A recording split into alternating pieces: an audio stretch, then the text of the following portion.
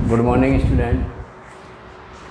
तो आज हम कराते हैं एक्सरसाइज 8.2 के 6 क्वेश्चन। इसमें 8 क्वेश्चन करा दिए थे। ये क्वेश्चन 9वां है। अरुण एक जोड़ी स्केट्स होते हैं पहिएदार जूते किसी सेल से खरीद लाया, जिस पर दिए गए बट्टे की दर कितनी है? 20%। यानी 20% बट्टा छूट या कमीशन मिलेगा उसको। यानी जो छपा होगा उन जूतों पर उस पर 20% मिलेगा। जैसे 100 रुपये छप रहे हैं तो 20 रुपये बट्टा मिल गया, यानी 80 रुपये का मिलेगा। 200 छप रहे हैं तो 40 रुपये हो गए। इसका मतलब परसेंट का मतलब 100 पर 20 रुपये की छूट। यदि उसके द्वारा भुगतान की गई राशि 1600 रुपये, उसने स्केट्स कितने के खरीदें? 1600 रुपये के। तो अंकित मूल्य ज्ञात करो। यानी उस पर जूतों पर कितना प्रिंट रेट था, कितना छपा हुआ मूल्य था, आपको ये निकालना है कितना छप रहा था। तो आप यहाँ पर देखिए, जो प्रिंट रेट है अंकित मूल्य पर ही हमेशा बट्टा या कमीशन के छूट मिलती है। जो भी छपा हुआ मूल्य होता है वस्तु पर, उस पर बट्टा दे होता है। तो इस पर छपा हुआ मूल्य नहीं पता है। ये तो इतने का तो खरीद के लाया, तो अपन क्या करें इसमें भाई, मान लेते हैं। माना स्केट्स का अंकित मूल्य कितना मान लिया आपने? X रुपये। कितना मान लिया? X रुपये। अब इस पर बट्टा कितना होगा भाई? बट्टा कितना मिलेगा? 20%। यानी 20% बट्टा निकालना है। 20% बट्टा से बट्टा कितना होगा? X का 20%। बोलो, अब x का 20% कितना बराबर? आप निकाल सकते हो। यहाँ x का मतलब होता है गुणा, और परसेंट हटाते हैं तो 20/100। परसेंट में नीचे भाग दे दें 100 का। अब ये क्या हो गया? 0 से 0 कट गया, 2 से कट रहा है ये 5 बार, 2 पंजे 10, 2 एकम 2। तो ये कितना आया तुम्हारा? x/5। ये तो हो गया बट्टा छूट, और उस पर छपा कितना था? X रुपये। तो प्रश्नानुसार हम लिख सकते हैं, क्या लिखोगे आप? यहाँ पर अपन प्रश्नानुसार करें, उसका जो भुगतान का मूल्य होगा, भुगतान का मूल्य निकालें तो अंकित मूल्य यानी जो छपा हुआ होता है वह मूल्य अंकित मूल्य है। बताया मैं से क्या करना है? बट्टे को घटा दिया जाता है भाई। बट्टा कमीशन या छूट, किसी चीज़ पर छूट मिल रही है तो छूट घटेगी प्रिंट रेट में से। तो प्रिंट कितना था? हमने मान लिया X रुपये, और छूट कितनी मिली? X/5 की। अब वो खरीद के कितना भुगतान कितना किया था? देखो उसने 1600 रुपये। तो यहाँ 1600 लगा लो। अब क्या हो जाएगा? इधर यहाँ x के नीचे कुछ नहीं, 1 मान लो। 5 और 1 कले से 5। अब क्या करते हैं? 1 का भाग देंगे 5 में। कितनी बार गया? 5 बार। 5 जितनी बार जाता है ऊपर की संख्या में गुणा कर देते हैं। तो यहाँ कितना आया? 5x माइनस, यहाँ करेंगे 5 एकम 5, 1 बार गया। अब 1 का क्या करो? ऊपर गुणा, ये x। तो ये आया तुम्हारा 1600 के बराबर चल रहा है। अब अपने पास संख्या कितनी बची? यहाँ 5x में से 1 x घटाए, कितने बचे? 4x। कितना बचा बताओ? इसके बाद क्या यहाँ कर देते हैं, ये कितना बचा? 4x, और ये बटे कितना है? 5।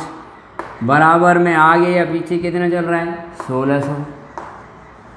तो 1600। अब तुम्हें x की वैल्यू निकालनी है तो 1600 में ये संख्या जो है इधर से 4/5 उधर भेज दो, तो ये 5 तो भाग दे रही तो यहाँ गुणा कर देगी, और ये गुणा कर रही है x में तो ये भाग दे देगी, यानी 5/4 हो जाएगी, उधर तरफ पलट जाती है, गुणा करने वाली भाग देगी। अब ये 4 से भाई काट लो, 4 चक 16,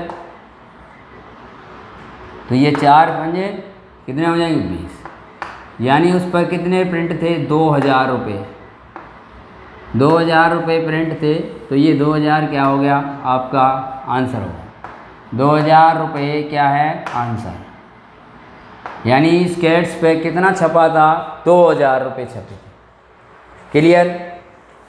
माने हमने अंकित मूल्य x माना, अब 20% कमीशन है तो उसका 20% निकाला, अब x में से x का 20% घटा देंगे, वही तो भुगतान की राशि है। तो यही लिखा है यहाँ पर, भुगतान की राशि जो प्रिंट रेट है उसमें से बट्टा घटता है हमेशा, और इसमें वैल्यू रख दी। तो जो x क्या माना था हमने, इसके x का अंकित मूल्य यानी उस पर कितना छपा हुआ है, तो वो कितना आया 2000 रुपये।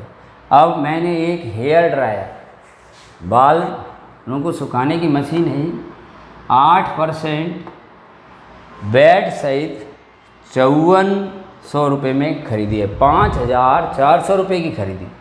इसमें 8% क्या लग रहा है बेड, पहले क्या था यहाँ पर कमीशन बट्टा, तो ये अंकित मूल्य में से बट्टा तो घटता है, और बेट हमेशा, बेट का मतलब एक तरह का टैक्स, ये जुड़ता है, हमेशा ध्यान रखो। खरीदा, बेट जोड़ने से पूर्व उसका मूल्य ज्ञात कीजिए, बेट जोड़ने से पहले का मूल्य कितना था ये निकालना। तो मान लेते यही माना,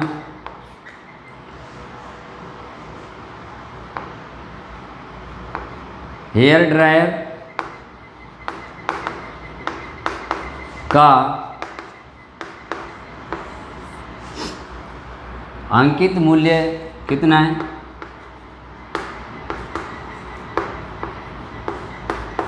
जुड़ने से पूर्व 5400 रुपये में उसने क्या करा है बेड सहित खरीदे, तो हम यहाँ मानते हैं x रुपये, कितना माना x रुपये मान लिया। उस हेयर ड्रायर को जो खरीदने गए उस पर x रुपये छप रहा था। अब उस पर बैट निकालो भाई, टैक्स कितना लगा बैट कितना है 8%, तो 8% बैट कितना हो जाएगा, x का 8% निकाल दो भाई, x का 8%, तो x का 8% कितना हुआ x गुणा 8/100। क्लियर? अब ये किससे कट रहे, देखो 4 से दोनों कट रहे, 4 से ये भी कट रहा है, 4 से ये भी कट रहा है, 4 दूनी 8, 4 से ये कितने बार कटा 25 बार। अब नहीं कट रहे 2 से 25, तो ऊपर ऊपर का गुणा करेंगे, तो ये कितना आएगा 2x, और ये कितना आया 25, तो ये रुपये लगा क्या तुम्हारा बैट। अब बैट लग गया, अब भुगतान का मूल्य क्या होता है, या भुगतान की राशि, भुगतान की राशि बराबर होती है अंकित मूल्य प्लस बैट। याद रखो इसको हमेशा, यूँ कहे सर जी यहाँ तो आपने ये बताई भुगतान की राशि अंकित मूल्य माइनस बट्टा, तो हमें कैसे पता लगेगा भाई। अरे भाई किसी चीज़ में छूट मिलती है तो छूट हमेशा घटती है, और जो टैक्स भाई लगता है वो अंकित मूल्य में जुड़ता है, यानी 8% का मतलब है 100 रुपये पर 8 रुपये। आप 100 रुपये की वस्तु खरीदते हो तो 8 रुपये बैट देना पड़ेगा, यानी 8 रुपये टैक्स देना पड़ रहा है, और एक्स्ट्रा देने पड़ रहे हैं 8 रुपये, यानी 100 की वस्तु कितने की मिलेगी 108 की। आया दिमाग में? इसलिए ये तो जुड़ेगा।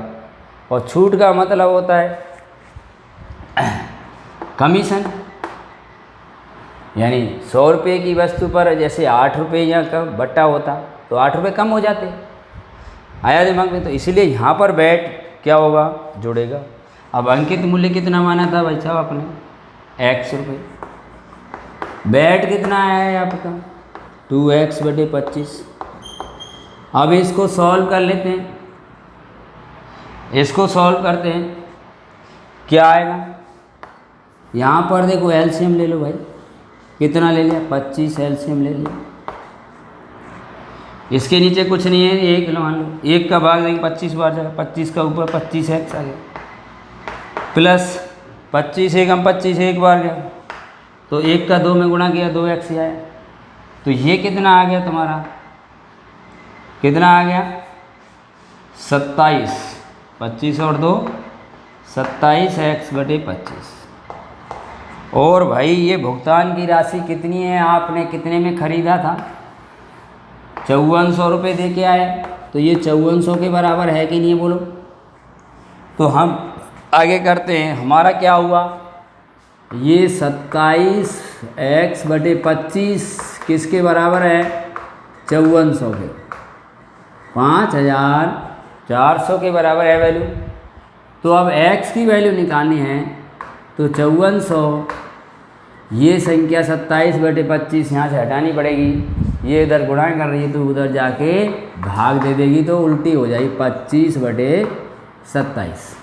अब 27 से बेटा ये काटो, 27 दूनी 54, तो 2 बार ये कटे, 2 जीरो और बचे, ये 200 बार कट गया। अब कितना आया, 25 और 200 का गुणा कर लें, तो 25 और 200 का गुणा करें तो कितना आता है, 25 दूनी 50 और 2 जीरो और रह गए, ये 2 जीरो, 5000 रुपये आ गया। इसका मतलब है उसका हेयर ड्रायर जो था उसका अंकित मूल्य कितना था, 5000 रुपये, और 5000 रुपये था, हमने उस पर 8% वैट देने के बाद उसको 5400 रुपये में ख़रीदा, यानी 400 रुपये हमने उसको क्या दे दिया, वैट। ये इस तरह ये एक्सरसाइज में 10 सवाल थे। आगे 8.3 एक्सरसाइज है जिसमें ब्याज संबंधी प्रश्न है, तो देखते हैं। इसमें पहला ब्याज संबंधी में मूलधन, प्रिंसिपल, मूलधन, मूलधन को हम प्रिंसिपल P से प्रदर्शित करते हैं। तो मूलधन क्या है, किसी व्यक्ति से उधार लिया गया या किसी व्यक्ति को उधार दिया गया धन मूलधन कहलाए। भाई आपने किसी से 10,000 रुपये लिए ब्याज पर, तो वो 10,000 रुपये मूलधन, या किसी को आपने दिए 10,000 रुपये तो भी, यानी जो हम उधार राशि लेते हैं अथवा देते हैं वो क्या होती है, मूलधन। और एक आता है इसमें मिश्र धन, अमाउंट, मिश्र धन, यानी इसमें मिक्सचर है किसी का, ये लग रहा है अमाउंट। अब मिश्र धन क्या होता है, मिश्र धन में क्या होता है, मूलधन के साथ बेटा ब्याज भी जुड़ा रहता है, मूलधन प्लस ब्याज होता है। यानी हम कहें अमाउंट निकालेंगे तो P प्लस इंटरेस्ट निकालेंगे, ब्याज। अब वो कोई सी ब्याज हो सकती है, यहाँ पर साधारण ब्याज होगी तो साधारण जुड़ जाएगी, सिंपल इंटरेस्ट, और कंपाउंड होगी तो कंपाउंड इंटरेस्ट। तो इसका मतलब मिश्र धन क्या हुआ, किसी व्यक्ति को वापस लौटाई गई राशि, यानी ब्याज सहित जो राशि हम किसी को लौटाते हैं या किसी से लेते हैं, हमने दिया तो लेंगे वापस, तो वापस जो राशि कर रहे हैं वो ब्याज सहित है, उसमें ब्याज भी जुड़ा है। 10,000 रुपये लिए थे मान लो, अब हमने 2 साल बाद उसको 10,000 के 12,000 दिए, तो 12,000 दिए तो 12,000 क्या होगा, वो मिश्र धन होगा। तो इसमें क्या है, 10,000 तो मूलधन है और 2,000 रुपये जो एक्स्ट्रा जा रहे हैं वो क्या है, ब्याज। समझे। तो मिश्र धन क्या होता है, ब्याज सहित राशि है, यानी किसी व्यक्ति को जो हम राशि वापस कर रहे हैं या उससे वापस ले रहे हैं, वो राशि है मिश्र धन। अब आती है ब्याज। यही ब्याज, ब्याज क्या है? इंटरेस्ट, आई। ये दो तरह की होती है, कंपाउंड और सिंपल, बताएंगे ये भी। आई इंटरेस्ट, ब्याज। अब बताया गया मूलधन, अभी हमने यहाँ 10,000 का उदाहरण लेके चल रहे थे। पी, अब इसके लौटा कितने दिए हमने? 12,000 रुपये लौटा दिए भाई। तो ये बताओ एक्स्ट्रा कितना दिया? 2,000 रुपये। तो ये 2,000 रुपये क्या है? ब्याज। तो ब्याज किसे कहेंगे भाई? ब्याज किसे कहेंगे? किसी व्यक्ति को मूलधन के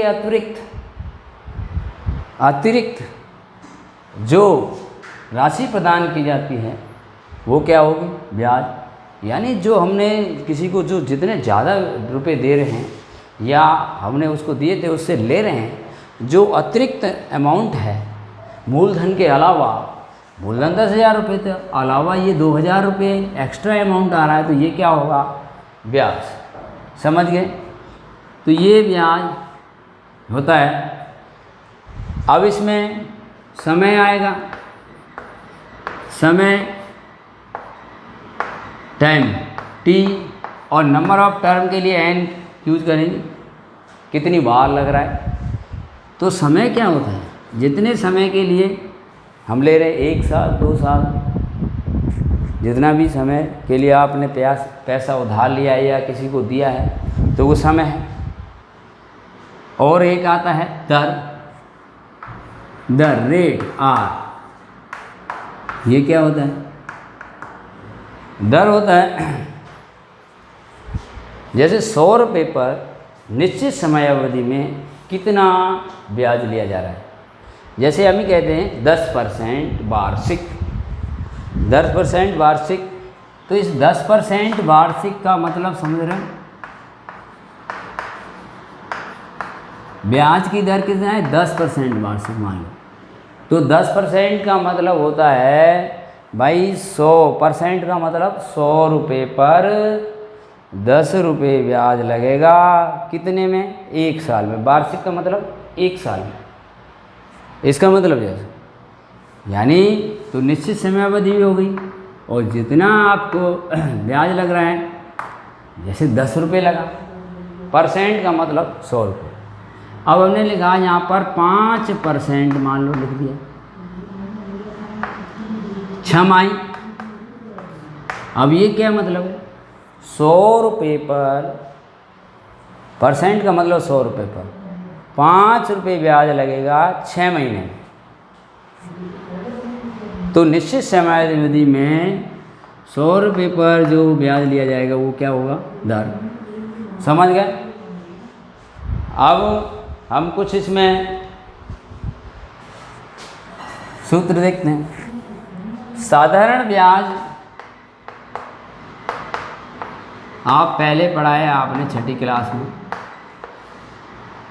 साधारण ब्याज SI इक्वल टू होता है, यह हिंदी में लिख देते हैं, मूलधन गुणा दर गुणा समय बटे में 100। ये साधारण ब्याज है। इसको हम ऐसे भी लिख सकते हैं, SI बराबर P into R into T upon 100। इसमें P क्या है? मूलधन, R क्या है? दर, और T क्या है? समय बटे 100। ये सांकेतिक भाषा में हो गया। तो पहला एक हो गया ये। दूसरा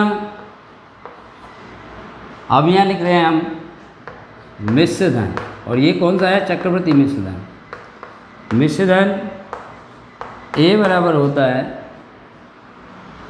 P प्लस A बराबर P 1 प्लस R बटे 100 की पावर n। ये यहाँ पर A वही है अमाउंट, मिश्र धन, P मूलधन 1 प्लस दर आर बटे 100 और एन नंबर ऑफ टर्म कितने बार ब्याज लग रहा है।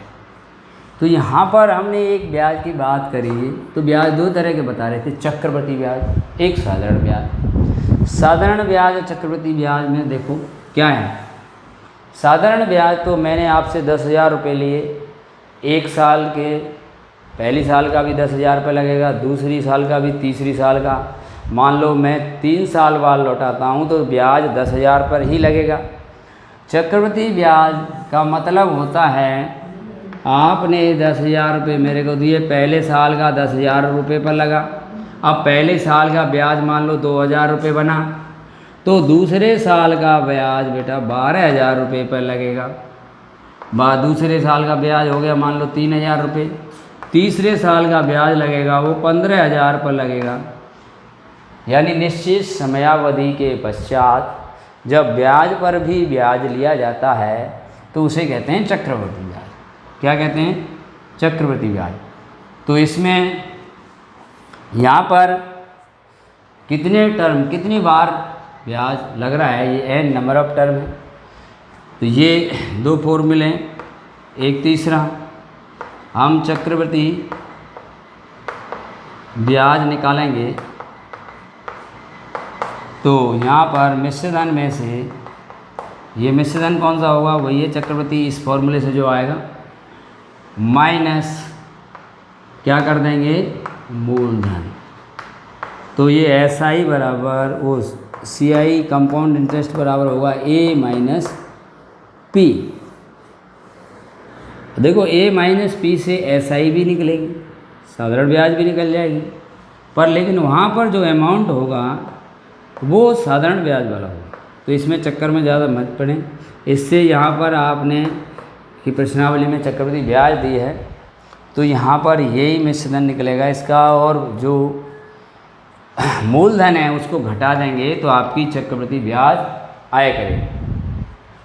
तो ये कुछ सूत्र हैं, इनको आप याद करेंगे। अब हम आगे देखते हैं, ये तो कब लगाना है, जब आपकी दर वार्षिक दे, जब छमाही दर दे हो, और छमाही तिमाही देते हैं, जब ब्याज छमाही दे हो। छमाही दे हो का मतलब जानो पहले, 6 महीने बाद ब्याज लगेगा, साल में 2 बार लगेगा। तो क्या करना चाहिए, तो देखो वार्षिक जो समय होता है, वार्षिक समय दे रखा है उसने, मान लो 1.5 वर्ष का पूछ रहा है, 1.5 वर्ष। अब बताओ 6 महीने में ब्याज लग रहा है तो 1.5 साल में कितनी बार लगेगा, बोलो 3 बार भाई, 1 साल में 2 बार और एक आधे साल में 1 बार, कितनी बार लगा, 3 बार। तो यहाँ पर हम क्या करेंगे, जो समय आएगा आपका 2 एकम 2 एक 3, 3/2 समय में तो आप 2 से गुणा कर देंगे तो 3 छमाही बन जाएंगी।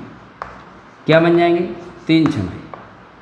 यानी समय, वार्षिक समय को आप दूना कर दोगे एन निकालने के लिए, समझे यहाँ पर एन का मान। और वार्षिक दर जो है, वार्षिक दर जो दी हो,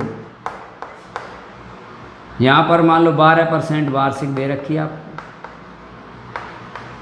इसका मतलब समझिए पहले, 12% वार्षिक का मतलब है 100 रुपये पर 12 रुपये 1 साल में ब्याज लगेगा। बोलो 100 रुपये पर 12 रुपये 1 साल में लगेंगे, तो बताओ 6 महीने में कितने लगने चाहिए, बोलो 6 महीने में आधे लगने चाहिए कि नहीं लगने चाहिए। इसलिए यहाँ पर ये दर क्या हो जाएगी बेटा, आधी हो जाएगी, 6% छमाही हो जाएगी, समझ गए। तो यहाँ छमाही दर हो तो समय, वार्षिक समय को 2 से मल्टीप्लाई करना है, और वार्षिक दर है, वार्षिक दर होनी चाहिए, उसको 2 से भाग दे देंगे क्योंकि आधा लगना चाहिए। तो ये ऐसे है, और तिमाही हो तो यहाँ 4 से गुणा कर देंगे, यहाँ 4 से भाग दे देंगे। तिमाही का तुम्हारे में सवाल है नहीं है। तो यहाँ पर हम इतना ही आज के लिए, आप इन फॉर्मूले को याद रखेंगे। ये मूलधन गुणा दर गुणा समय ये साधारण ब्याज का है। ये मिश्र धन बराबर होता है A बराबर P 1 + R बटे 100 की पावर n। यहाँ n क्या है, नंबर ऑफ टर्म, कितनी बार ब्याज लग रहा है। जैसे मैं यहाँ निकाल रहा हूँ n का मान, ये क्या है NR, n की वैल्यू कितनी आई यहाँ पर 3, और ये R अब इसमें 12 नहीं लगेगा, कितना लगेगा R की वैल्यू, ये लगी 6%। ठीक है, तो thank you, have a nice day. मिलते हैं नेक्स्ट वीडियो में।